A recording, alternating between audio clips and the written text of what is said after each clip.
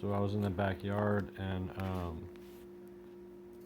this is the variegated English ivy I have, and it's more of like the yellow. There's some white, but it's more or less the yellow variegated. There's, not really a lot of this white going on. And of course, some of it's going to be more variegated than others. Some of them are like just almost straight green.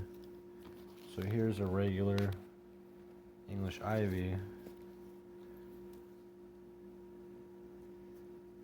I've got a few different kinds. But anyways, there was one branch, one long branch, luckily that was rooted, that was really variegated, almost like albino. So I plucked that one and I put it in a pot. Now variegated can always revert. They're highly variable. And a lot of times when you get a variegated plant, what you can do is you just clip off the green. You want to keep a certain amount of green so it doesn't die, but you would just keep cutting away the parts that are trying to revert and just have the parts that are variegated focus. But I don't know, some plants I don't know if they'll just continue. These are variegated in general, so they will continue to be variegated regardless. So anyways, here's the one I found that I was just like, what in the heck, right? And it's the same kind. It's attached to those variegated. It's in the same giant patch. And I don't know if it will revert. I don't think it has anything to do with the shade or the sun per se. It's getting all about the same amount. But I have never seen anything like this. So I brought it in the house and hopefully I had to clean it off. That's actually like little green specks. Let me zoom in.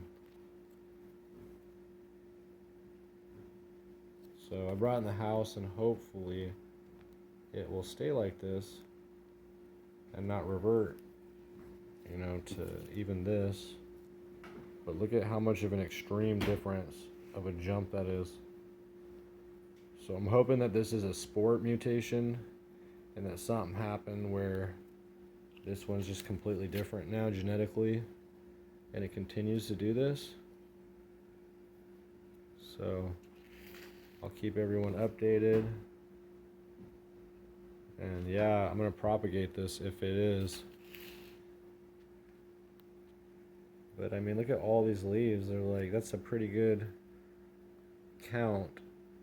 If it was just a little bit, a few, I would be like, well, it's probably just not fully developed yet. But this is pretty good. That's a giant jump. I mean, this thing is gorgeous if it stays like this. But it may be something that you have to keep in the house or in total shade, because a lot of times the more sun they get, they'll want to go back to green and increase that pigmentation of the chlorophyll production. So that's another thing that people don't really explain when they sell or buy, especially the more expensive, like the philodendrons. A lot of these things, you want to keep them in the shade, and they'll stay variegated. But all right, so I hope you enjoyed that. If you have any questions, if you guys have any information, please share. Thank you very much.